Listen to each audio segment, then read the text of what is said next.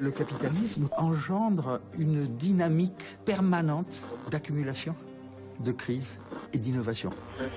I believe that open markets and free enterprise are the best imaginable force for improving human wealth and happiness.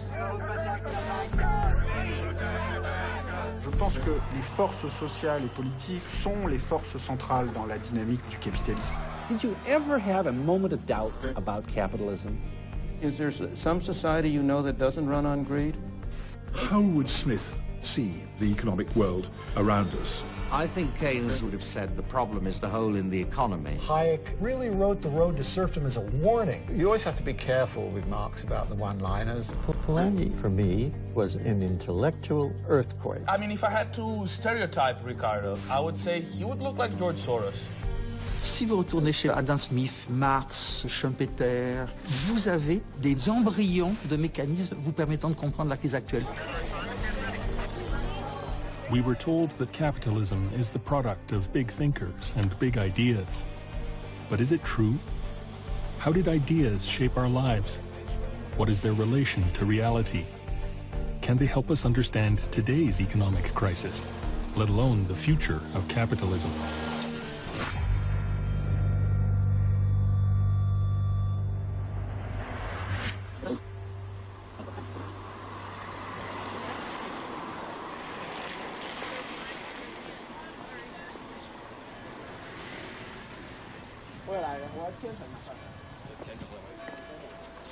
Chinese students visit the grave of Adam Smith, the 18th century Scottish philosopher.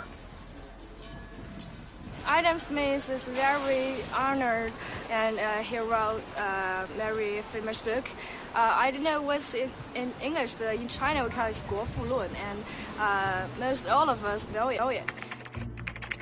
I root for the free market team. Adam Smith is my star player. Back in 1776, economist Adam Smith shocked everyone by saying that what governments should actually do is just leave people alone to buy and sell freely among themselves. It's as persuasive now as it was then. Everybody here knows Adam Smith, he's in self-interest and greed is good, and the invisible hand and free enterprise and free markets, etc. All that he's the father of capitalism. But is he? For many, the philosopher and his book are linked to the birth of capitalism. History, however, suggests that capitalism was born hundreds of years before him, and so our story begins not with the man, but with the world that gave birth to him.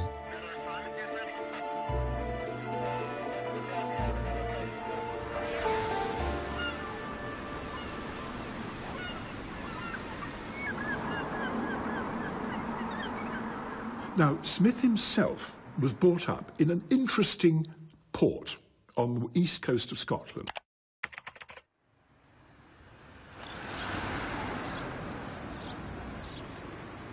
The society he lived in was going through an absolutely profound revolution in its public life.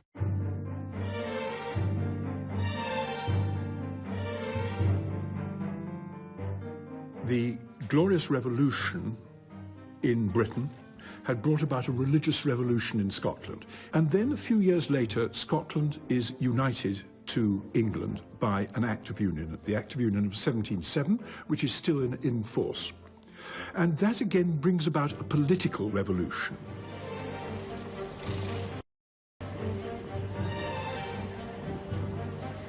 The point about this revolution in public life in Scotland, as far as Smith is concerned, is that it puts a great onus on the Scottish middling ranks. And the duty of this class is to seek the improvement of public life, the improvement of Scottish institutions, the improvement of Scottish religion, the improvement, above all, of the Scottish economy.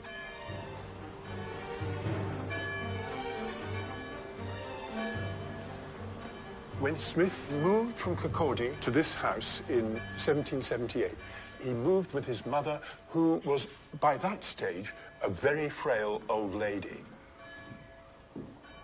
When Smith lived in Kirkcaldy, he was used to being able to look out onto vast expanses of beach, of sea. Here, he's overlooking gardens, overlooking the Canongate Church, which he and his mother worshipped at.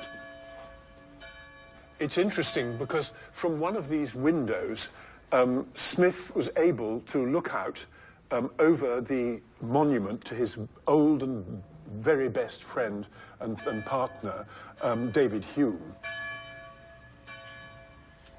Hume and Smith's philosophical partnership was one of the great formative influences on shaping the Scottish Enlightenment.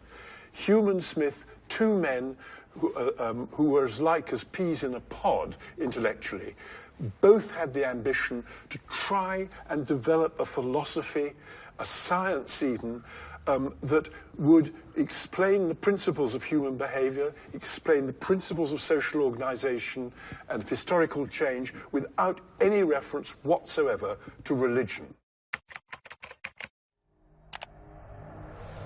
In the beginning, there was empty space. And in this empty space, there emerged a primordial fireball. Billions of years ago, this fireball exploded.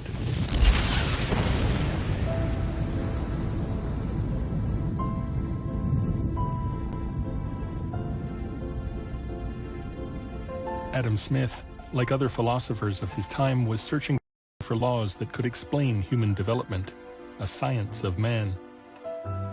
They were looking to nature as a source of social order. Science was a belief system of the time. As God and sort of theological hierarchies begin to sort of break down, one of the things that begins to emerge is an idea that if we can no longer look at the universe as God's creation, we need to start looking at the universe as a creation which has some kind of absolutist logic to it.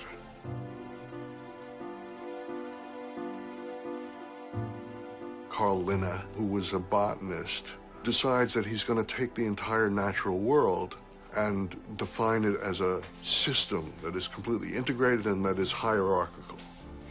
And so he starts working on this project called the Systema Naturae, the system of nature. It's an attempt to sort of take the natural world and to make it a logical model. His model is based on the monarchy. So he creates the animal kingdom and the plant kingdom, and he originally planned on doing the mineral kingdom.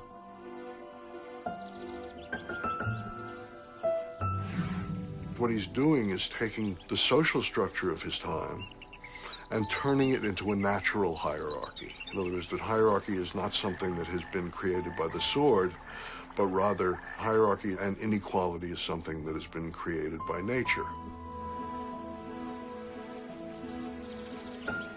By the 18th century, which is Adam Smith, in many ways there is already this idea that reason and science and structure are things that are the architecture of truth.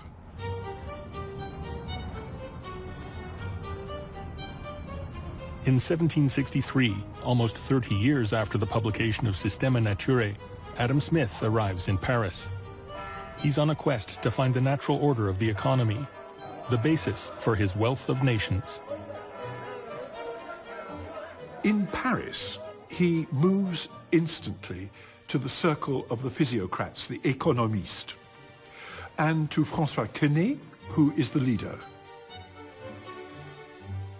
François Quesnay, c'était un médecin, donc qui n'avait pas, qui était ni philosophe ni économiste, et qui, il faut le dire parce que c'est important, était tout à fait fasciné à son époque par la Chine. Il était très proche des idées de Confucius, d'ordre naturel, de vertu, de société équilibrée, d'économie relativement fixée, figée, avec des producteurs intangibles, etc.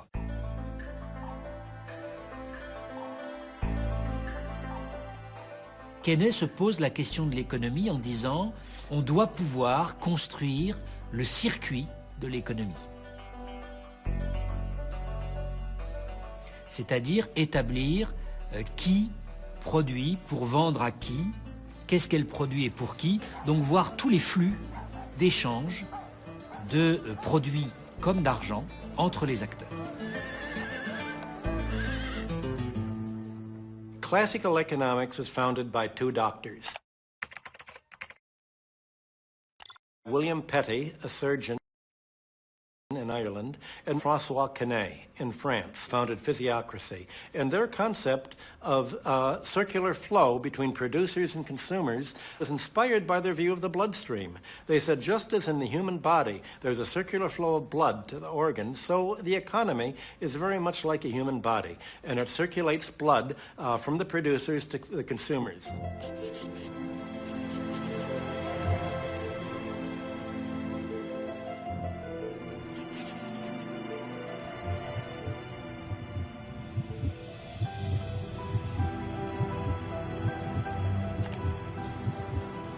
Quesnay était quelqu'un qui, justement par l'influence des idées chinoises de Confucius, considérait qu'il y avait un ordre établi quasi naturel, il disait même un ordre naturel divin qu'il fallait conserver.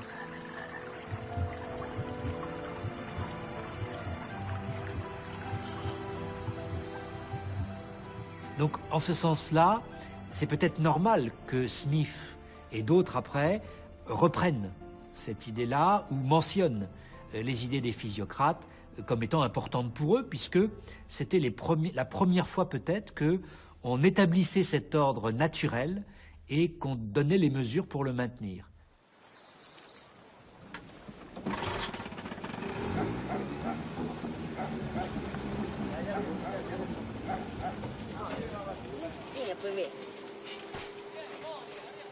According to Smith, faith in the natural order of the free market could be observed here, in one of the more remote regions on Earth.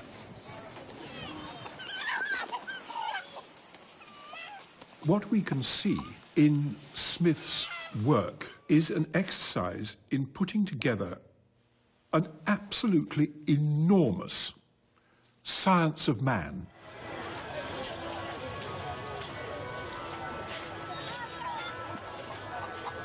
He claimed that the origin of the economy is rooted in the natural human capacity for trading and bartering.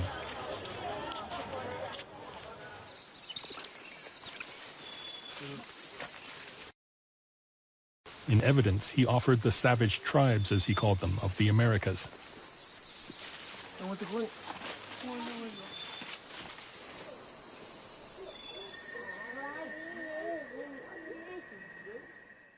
Adam Smith was the first person to really lay it out elaborately and explicitly.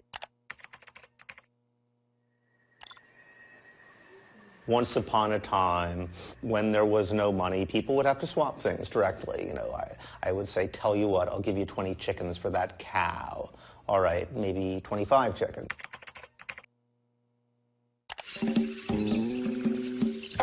When we lived in caves, there were no shopping malls, and people's manners were Neanderthals. I'll give you this for that, that for this. We'll make a trade called barter. I'll give you this for that, that for this. We'll have it made with barter. And, you know, people would negotiate, they'd come to a deal. That's how the economy worked. Gradually that becomes inconvenient. Maybe you don't want my chickens, I don't have anything else you want. So we settle on one thing that everybody's going to want. That becomes money. It was a radical idea. For the first time, economic activity was stripped of its complex social context. Psychology, cultural norms, religion, and community, and studied in isolation, as if in a laboratory. It makes perfect intuitive sense. The problem is it isn't true. No one's ever been able to find any place where that's the way ordinary transactions take place. And if you think about it, it's kind of obvious why they wouldn't, because it assumes that even in a Neolithic village, everybody's going to be dealing with each other on what economists call the spot trade. I give you something, you give me something, we walk away.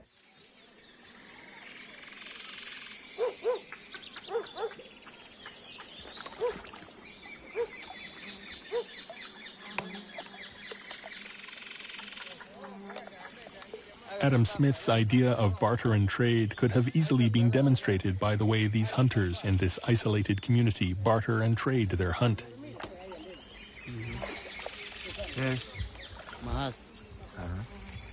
The problem, however, is that they don't, and they never have. Y ahora, ¿cómo es la repartición de la carne? ¿Solo el que ha cazado lleva la carne a su casa? Sí, el que ha cazado no la lleva. Pero antiguamente no era así. Antiguamente le cocinábamos así con todo cerdo. Sacar su tripa así enterito, una olla grande. Y ahí se le cocinaba a ese animal. Y invitamos a toda la comunidad, a toda la población, ¿no? Y comíamos todos juntos iguales ahí. Anthropologists call this system of communal sharing reciprocity. For the Maihunas, as for most indigenous tribes, it is a thing of the past. Today, no one in the village will eat these majas. They will be taken to market, a few hours boat ride away, and sold. La reciprocidad es un sistema que funciona dentro del grupo, dentro de la familia. Y hablar de familia, estamos hablando siempre de familia extensa, a veces puede ser muy numerosa, ¿no? Yo caso, yo tengo obligaciones de entregar parte de ese animal a tales y cuales personas porque son las que constituyen mi grupo de relación, y cuando ellos casen, cuando ellos capturen un animal, van a hacer lo mismo. Si yo pesco, exactamente igual. Que esto no es lo que se llama trueque, porque el trueque es toma esto y dame esto. No es así. Esto es yo te doy y tú, cuando tengas, tú me das.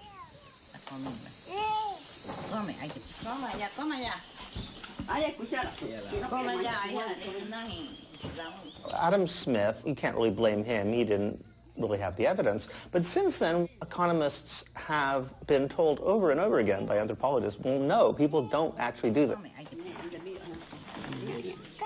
We've been looking for a society like that for 200 years. They don't exist. Yet they still feel obliged to tell the same story. So clearly this story is doing something for them, which has nothing to do with history or empirical reality.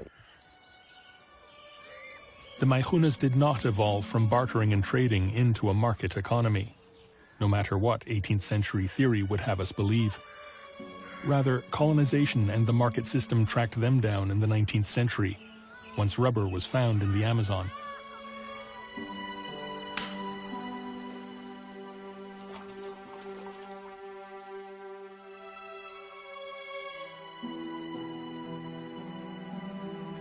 Many Maihunas and other tribespeople were enslaved and murdered during the rubber boom that followed. Only a few fading photographs remain, and the collective tribal memory of their transformation into day laborers.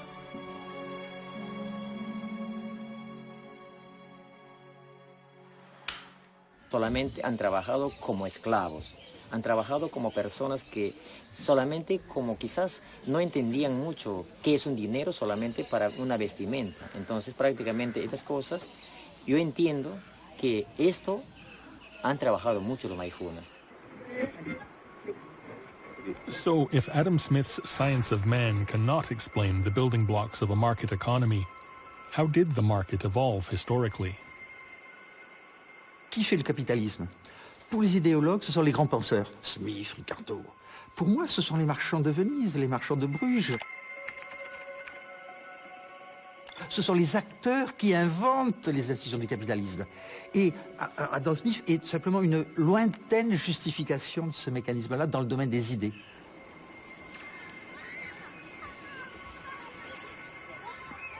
So capitalism was not the product of ideas, but of historical processes that transformed the Maihunas, and indeed all of us, into Homo economicus. These sweeping historical changes were unleashed by a single key event.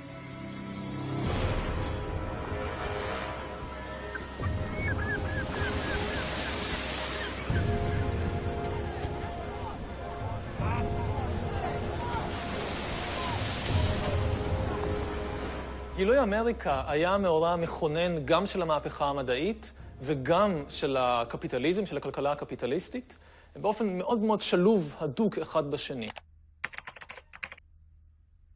למה הוא מאורע מכונן מבחינה מדעית? כי התפיסה המסורתית של ידע הייתה שרוב הידע, כל הידע החשוב, ההכרחי, כבר נמצא ברשותנו. הוא כבר התגלה לידי הקדמונים, הוא כבר קיים בספרי קודש, בתנ"ך, בברית החדשה וכן הלאה, ומה שבעיקר צריך לעשות זה ללמוד את הידע הזה ולחיות לפיו.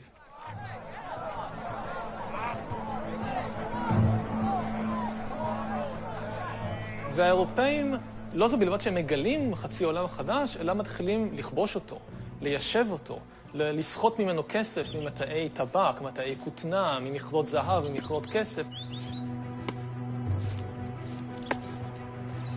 אתה רוצה לכבוש את אמריקה ולשלוט בה, אתה צריך מהר להשיג המון ידע חדש. ידע גיאוגרפי, ידע אנתרופולוגי, ידע בלשני, ידע על צמחים, על בעלי חיים, על אקלים. וזה מה שהאירופאים עושים. So the discovery of the Americas was a formative event for the scientific revolution. But what was its connection to the evolution of capitalism? The interesting thing is that our entire arguments about world history, I think, are on a false basis. We argue, why is it that Europe was in a position to conquer the world and not anybody else? Well, maybe that isn't the right question. I mean, it's very clear that in many periods of time, China, for example, could have easily done what the conquistadors did.15世纪初，是吧？郑和下西洋，从1405年开始，郑和第一次下西洋。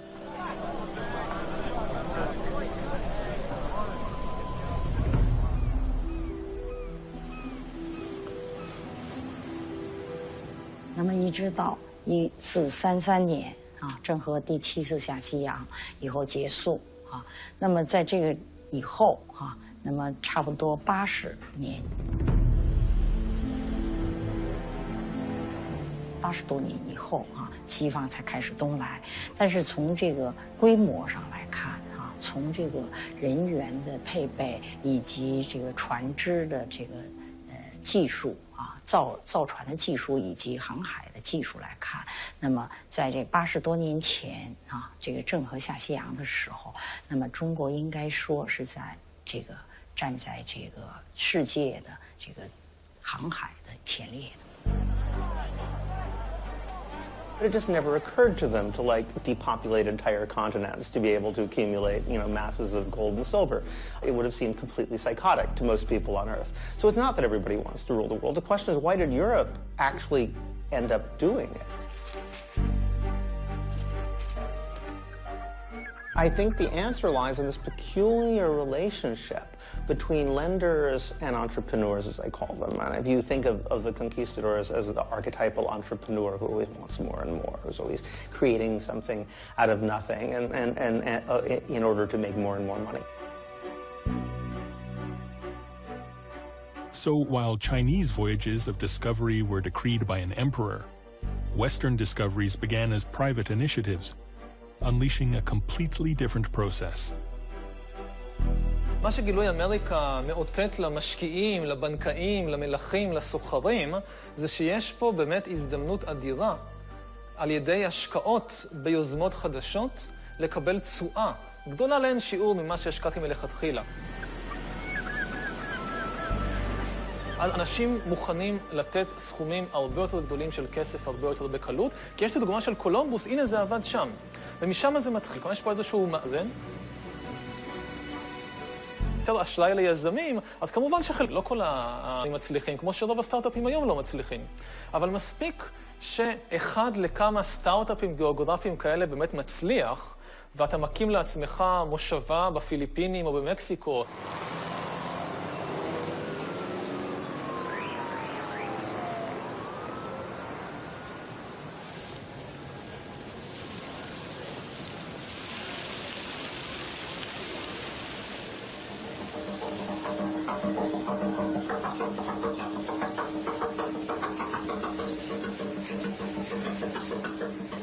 The conquest of Mexico in 1519 by Cortés is an example of this new link, created between geographic discoveries, colonization, and money.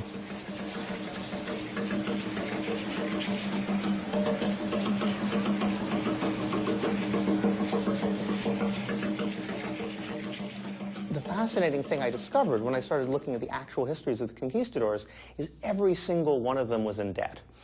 Cortés basically got himself deeper and deeper into debt. He was a gambler. He said, to hell with it. I'm never going to get out of debt. I'm going to borrow even more money and just gamble everything on this crazy expedition.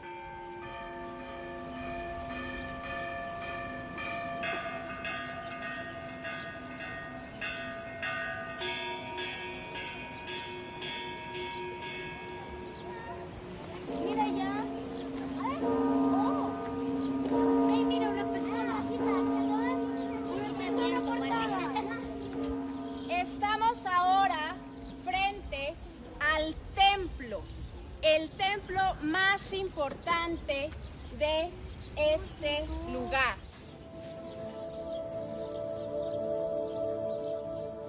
Pudiéramos decir que para el azteca, para el mexica, el oro no tenía validez física. Para el español sí la tenía, era un metal muy importante por los diversos que le podía dar, desde económico hasta material, llamémosle científico, con muchos usos. Me voy a retractar un poco, voy a contradecir. Para el mexica el valor del oro supera el valor material.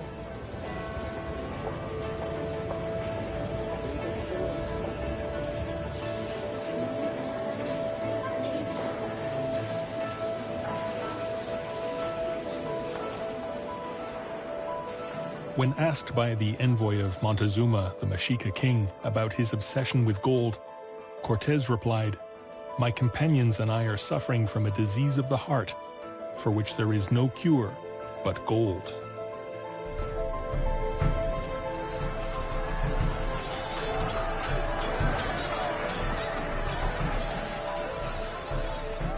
As soon as he actually conquered Tenochtitlan, which took a very long time, when he divided up the spoils, he'd arranged things in such a way that none of his soldiers actually got any of the money. They ended up in debt because he charged them for the cost of medical care, he charged them for replacement weapons, he charged them for everything.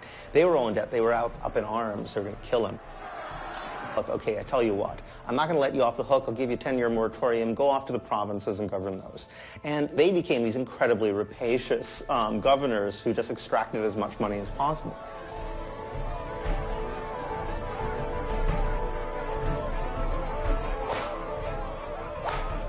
I think that sense of outrage, of shame, humiliation, indignation, like we just fought for an entire year and somehow survived one of the greatest battles in world history, and they're still not paying me anything? They just say, I owe them? This is crazy. And that sense of outrage and unlimited power combined turns them into monsters.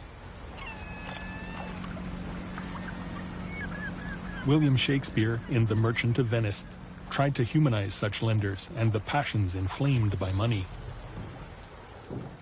He hath disgraced me and hindered me 500,000, laughed at my losses, mocked at my gains, scorned my nation. You never actually see the guys that Cortés or people like that owe money to. You don't really know who they were. But that relationship between the financiers who are expecting their 5% or whatever it is, 7% a year interest, and the entrepreneur, as it were, the warrior who goes out there and conquers worlds, that relationship becomes the very basis of our modern economic monetary system, even though we no longer think of it that way.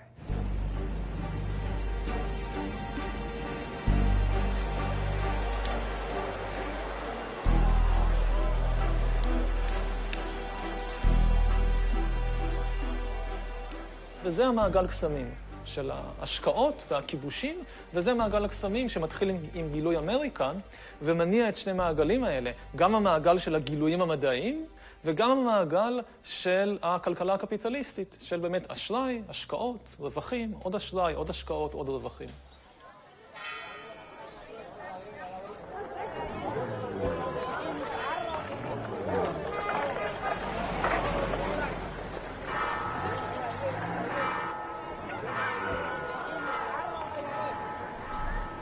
The Spanistadors, with appetite for precious metals, found here a mountain of silver.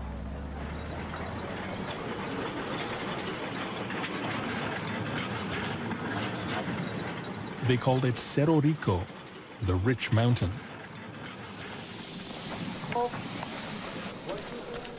Over the 3 centuries that followed, more than 62 metric tons of silver was extracted from Cerro Rico, at great human cost. And it's the silver. But it's no good quality of silver, not like in the colonial time. It was this silver that triggered an explosion in international trade.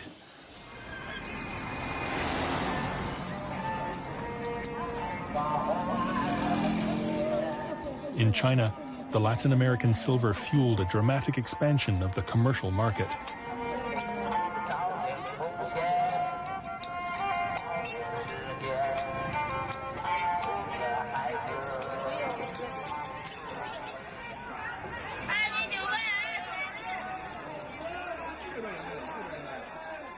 Many people now still think that China was isolated from the world before the 19th century. It is a world on its own. It's not interacting and trading. In fact, now it is very clear that the European great discoveries of the Americas and things like that actually has a real, very important impact on China.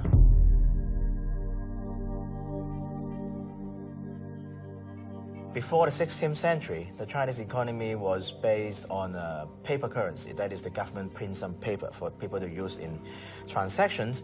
And it is very unstable because the value of the currency is not based on any precious metal. So the commercial economy was not very advanced until the Chinese government, as an attempt to fight inflation and this economic stability, shift to a silver-based economy.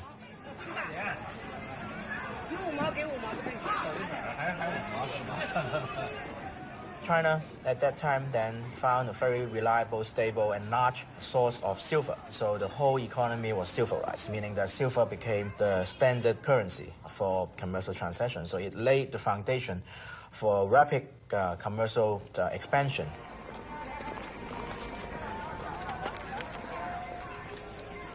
Alors que chez nous, l'économie de marché devient capitaliste parce que le capital prend une position très importante, une position de force. En Chine, c'est sans doute un peu différent. Les producteurs en Chine, que ce soit des paysans, que ce soit des artisans, vont au XIIe siècle avoir un accès au marché libre d'eux-mêmes. Ils vont aller vendre eux-mêmes leur production sans être obligés de se mettre sous la coupe d'un marchand ou d'un capitaliste qui, grâce à son argent, va pouvoir leur avancer quelque chose qui ressemble à un salaire.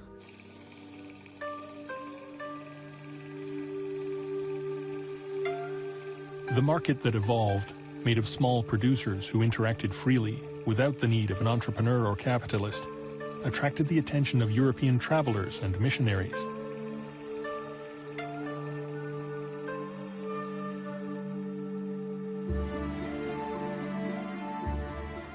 Their stories impressed French philosophers and physiocrats, and Adam Smith. The row over a third runway at Heathrow Airport has overshadowed the Prime Minister's first full-scale ministerial reshuffle. But in Britain, the global market fueled by silver from the Americas had a completely different impact. While in China it encouraged small producers, here it destroyed them.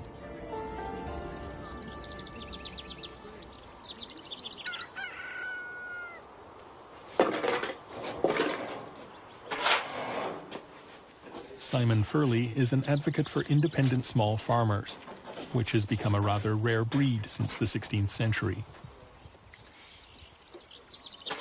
If you're really good, you can make a minimum wage out of 4 cows, 4 dairy cows, not intensively fed, and that would require about 10 acres, something like that.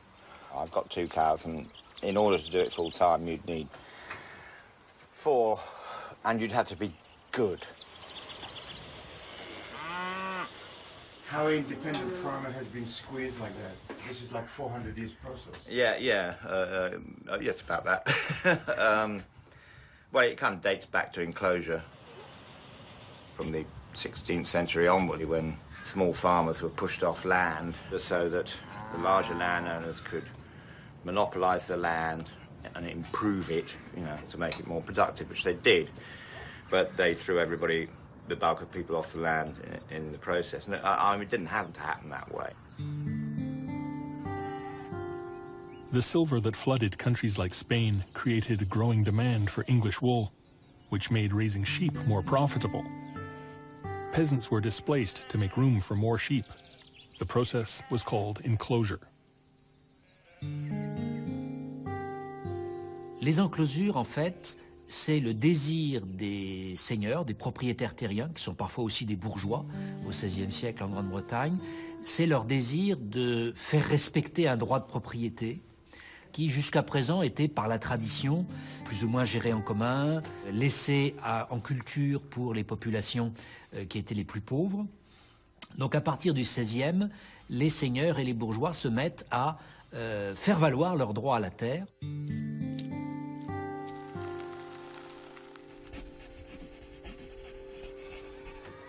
It was coercive. I wouldn't say it was massively violent. There was just a lot of rioting and a lot of resistance, and a lot of poverty, and people shoved into urban situations which had a very high death rate.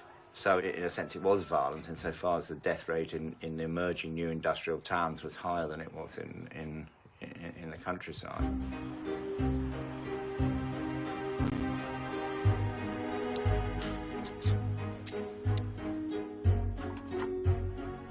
They throw down houses, wrote Thomas More. They pluck down towns and leave nothing standing, but only churches to be made into sheep houses. Les conséquences en Angleterre sont énormes. Que faire à ce moment-là? La seule solution viable à long terme, c'est d'essayer de trouver un travail comme artisan pour filer ou tisser à domicile. Tout d'un coup, une armée de gens totalement appauvris par les enclosures sont condamnés à vendre leur force de travail de façon à pouvoir survivre, tout simplement survivre. This army of dispossessed, homeless, and jobless peasants have become a potential labor force, helping to create a labor market. How do you create a market? That's very interesting. How do you create a market that's disembodied from society? You can pass all kinds of laws, which happened in England between 1650 and about the early 19th century, that criminalize poverty. You can make it a capital offense of a handkerchief. Children can be executed. Imprison people because they can no longer pay their debts.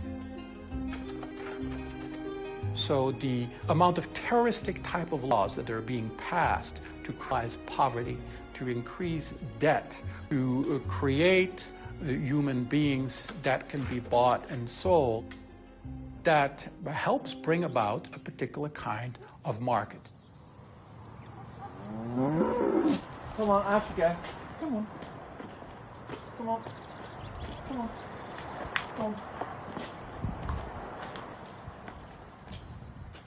The people who were thrown off the land lost their connection with the land. If you have access to land, so you have a certain measure of independence. You are your own boss, and you're not really beholden to anybody. And whereas once you're alienated from the land, you're in a much more insecure situation, and you're less able to contest the forces of the economy.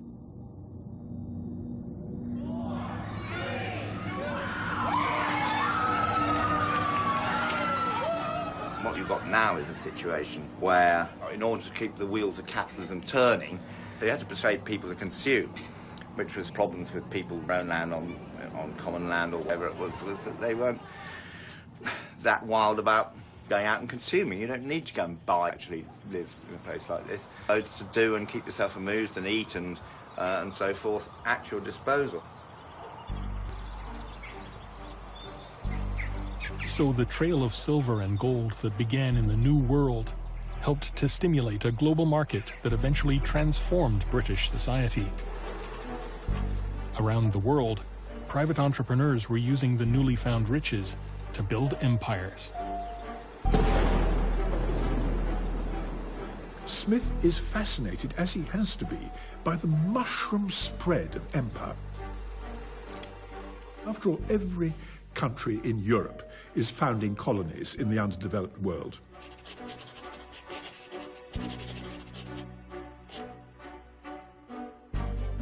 And how are those colonies being developed? They're being developed actually, as we would say, by the private sector.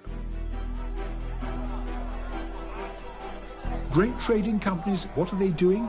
They're moving, with permission of government, into different parts of the world. And these trading companies are becoming governments.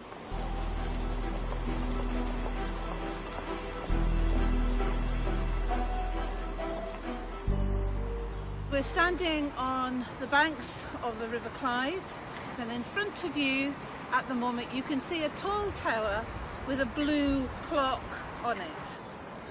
Wealthy merchants, way back in the 18th century, stood on that tower looking down the river to see their ships coming in.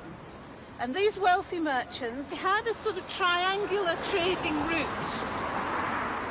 They took goods from here in Scotland to the Gold Coast in Africa.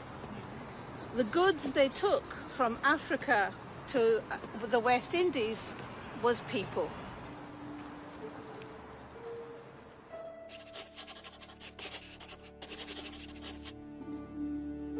Ships from Europe brought goods to Africa, then took slaves to the New World and brought raw materials back to Europe.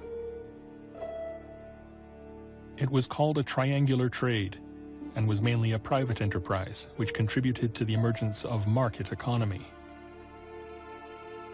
The workings of commerce and empire in the 18th century, right the way through Europe, is increasingly dependent on black slavery. Smith knows this very well. He, after all, was a close student of the workings of the Scottish economy of his own day, but he chose to turn a blind eye on slavery.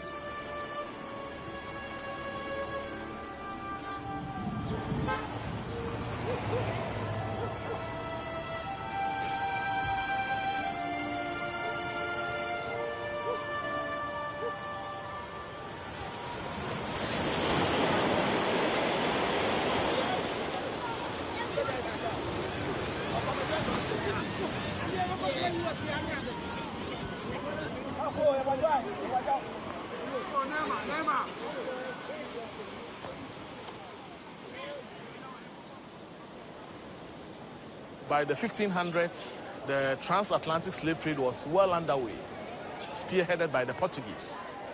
And when they came, they put up these castles along the coast. And I want to remind you that these were not referred to as castles. They called them barracoons or factories. Factories that were meant to produce slaves for the plantations. You see this? That's the national emblem of Ghana. It is taken from the Crusaders. At the top right corner of it is an edifice of a castle. Shows the role these castles have played in the social, economic, and political development of Ghana.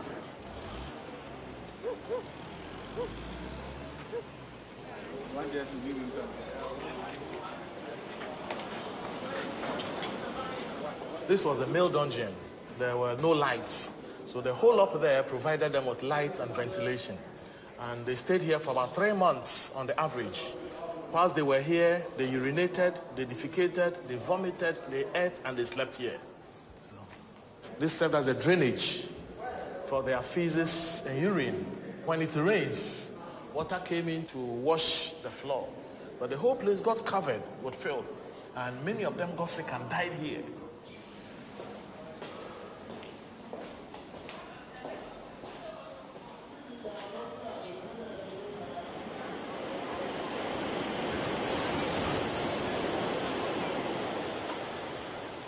מה שצריך להבין לגבי סחר העבדים, שזה מפעל כלכלי למהדרין, שמאורגן על ידי השוק הקפיטליסטי. זה לא מפעל ממשלתי, זה לא מפעל של מלכים. מי שמארגן אותו ויוזם אותו ומבצע אותו, אלה חברות פרטיות.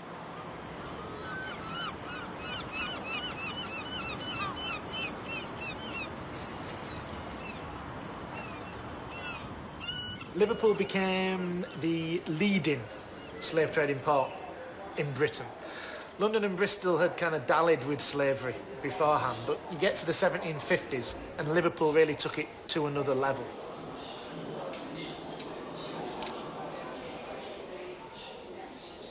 You know, you're not talking about a 50 or 75-year period. These were generations of individuals, of families that made their entire kind of fortunes on the enslavement of individuals.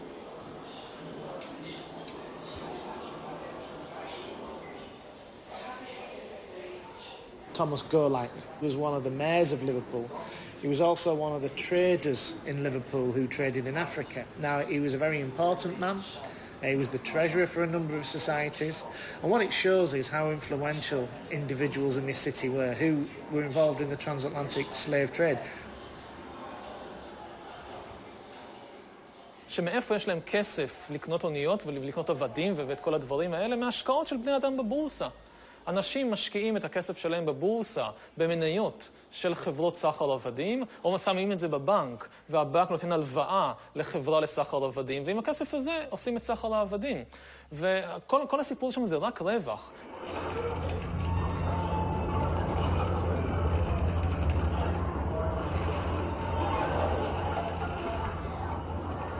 אין שם, זה לא נבע מאיזושהי, נגיד, שנאה גזענית כלפי האפריקאים.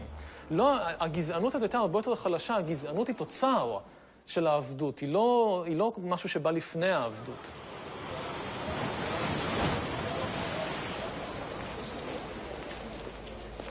$400 years of slavery.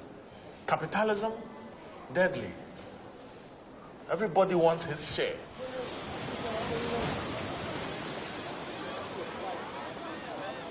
It is often said that Smith was insensitive to social movements and social change of his time. Perhaps the elephant in the Wealth of Nations room, slavery.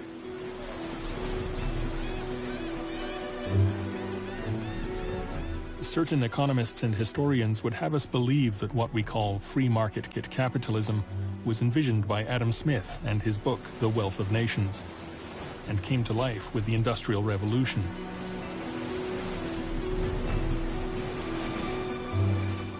But the origins of our present-day economic system can be found more than 7,000 kilometers across the Atlantic, and 200 years before the publication of Smith's book.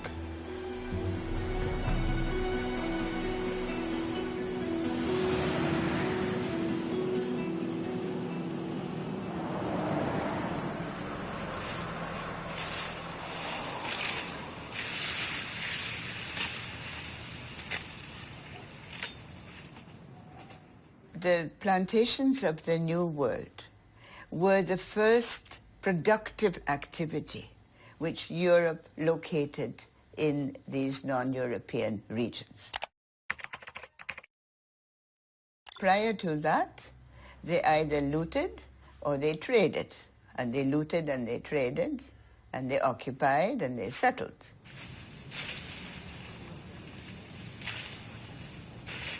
And some of these plantations were very large, far exceeding any factory at the time in Europe.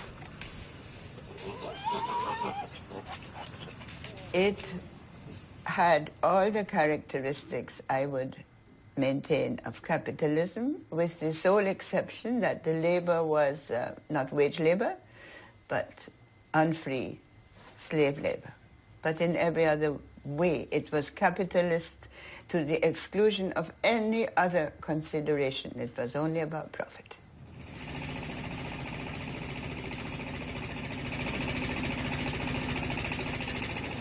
For Smithians in general, they have a hard time relating extra economic coercion like slavery with sort of normal economic transactions. And therefore, things like slavery, they associate it with some kind of barbaric, primitive, pre-developed, underdeveloped society, which cannot possibly be related to a modern, developed economy.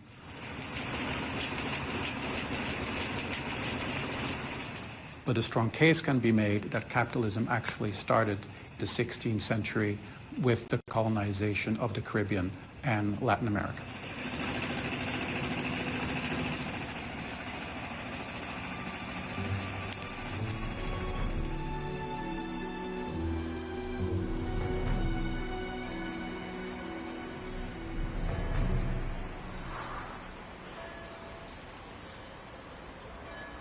Le capitalisme échappe même à ses créateurs. Vous voyez très bien, il a sa propre dynamique. C'est un fauve très difficilement contrôlable. Et on utilise de façon ad hoc la plupart des arguments théoriques, mais clairement, il échappe même à l'intelligibilité des meilleurs des acteurs.